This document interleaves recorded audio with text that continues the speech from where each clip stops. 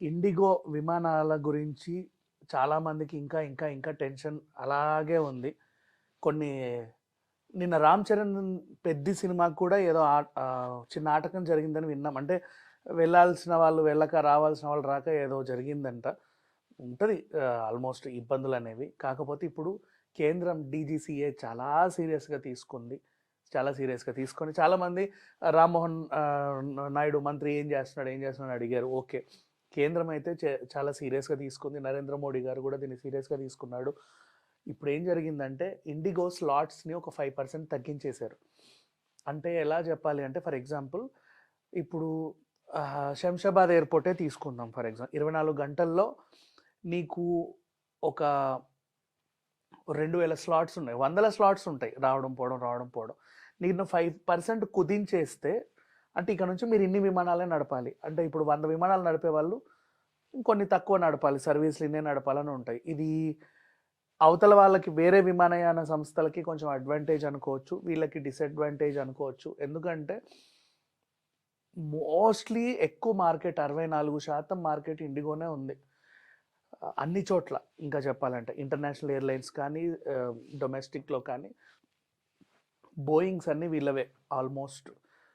ఒక్కసారిగా ఇలాంటి సంక్షోభం వచ్చినప్పుడు ఏం చేస్తారు అంటే వీళ్ళకి స్ట్రిక్ట్‌గా చిన్న వార్నింగ్ లాంటిది ఏదన్నా ఇచ్చి స్లాట్ కుదింపు చేస్తే నెక్స్ట్ టైం అర్థం చేసుకొని సర్వీసులని రెక్టిఫై చేసుకుంటారు. మళ్ళీ ఆ స్థానం పొందడానికి కష్టపడతారు. అది నష్టమే కాదని చెప్పలేము. కాకపోతే ఏంటంటే దీనివల్ల ప్రజలు తీవ్రంగా ఇక్కట్లు పడుతున్నారు. అది ఉండకూడదని చెప్పి ఈ నిర్ణయం తీసుకున్నారు. ఇప్పుడు నెక్స్ట్ ఇసి మక్కాకి వెళ్ళే వాళ్ళు చాలామంది ఉంటారు. ఇప్పుడు అయ్యప్ప స్వాముల సీజన్. ఇటు కోయంబత్తూరు మన కొచ్చిన్ వెళ్ళే వాళ్ళు చాలామంది ఉంటారు. అండ్ న్యూ ఇయర్ సీజన్, హాలిడేస్కి ట్రిప్స్కి వెళ్ళే వాళ్ళు బోల్డ్ మంది ఉంటారు. Thailands and Goa or what ever.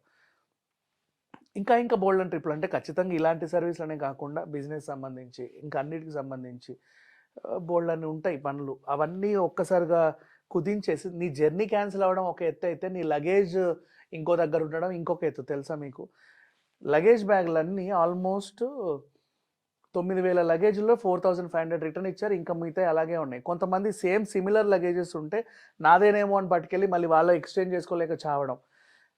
కొంతమంది సంబంధం లేని ఏరియాలో సంబంధం లేని హోటల్స్లో బస చేయడం, ఎక్స్ట్రా ఖర్చులు పెట్టుకోవడం. వీళ్ళు రీఫండ్ ఇస్తారు, పెద్ద విషయం కాదు. ఆ రీఫండ్ దేనికి పనికిరాదు. మన షెడ్యూల్స్ తారుమారు అయితే మనకు వచ్చే ఇబ్బందులు ఇంకా డిఫరెంట్గా ఉంటాయి. కాబట్టి ఇండిగోకి మాత్రం ఇంకా నన్ను అడిగితే ఇంకా కుదించినా తప్పు లేదు. ఎందుకంటే మిగతా ఏవియేషన్ సంస్థలు బాగుపడతాయి.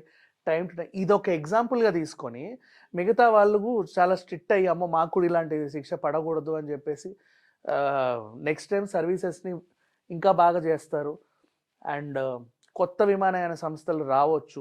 ఇంకా చెప్పాలి అంటే ఇది ఒక మోనోపోలీ మార్కెట్ లాగా అయిపోయింది ఇండిగోది. ఇప్పుడు అలా ఏకస్వామ్యంగా ఒకరుంటే సడన్గా వాళ్ళకి సంక్షోభం వస్తే ఎలాంటి ఇక్కట్లు పడతాం, ఎలాంటి ఇబ్బందులు పడతాం అనే విషయాన్ని కళ్ళకు కట్టినట్లుగా చూపించింది ఇండిగో ఇప్పుడు మనందరికీ. సో వీళ్ళకి పడిన శిక్ష ఓకే, ఏం తప్పలేదు. వీళ్ళకి కూడా తప్పే ఉండదు. ఎవరైనా కావాలని బిజినెస్ పాడు చేసుకోవాలని అయితే అనుకోరు. కొన్నిసార్లు కొన్ని చిన్న తప్పిదాల వల్ల ఇలాంటివి అవుతూ ఉంటాయి. బట్ అది భారీ ఎత్తున ఫ్లైట్లు సర్వీసులు అన్నీ క్యాన్సిల్ అయ్యేసరికి ఇంకా తీవ్రంగా ఉంటుంది. ఇప్పుడు నిన్న కూడా చాలా క్యాన్సిల్ అయ్యాయి. ఆల్మోస్ట్ ఇప్పుడు కూడా ఆలస్యంగానే నడుస్తున్నాయి. ఈ ప్రాబ్లం వీళ్ళకి రెక్టిఫై అవ్వడానికి ఇంకా టైం పడుతుంది.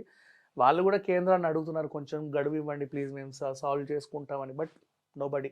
ఇంచుమించు ఒక 900 మంది పైలట్లను వీళ్ళు అపాయింట్ చేసుకోవాలి. ఎప్పుడు చేసుకుంటారు? ఎక్కడ దొరుకుతారు?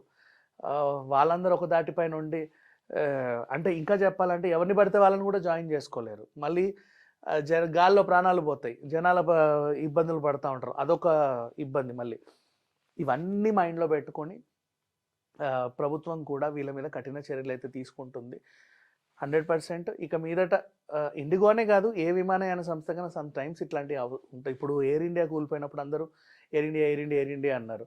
అసలు ఎయిర్ ఇండియా ఎక్కితే మనకి సేఫా కాదా అని కూడా అన్నారు.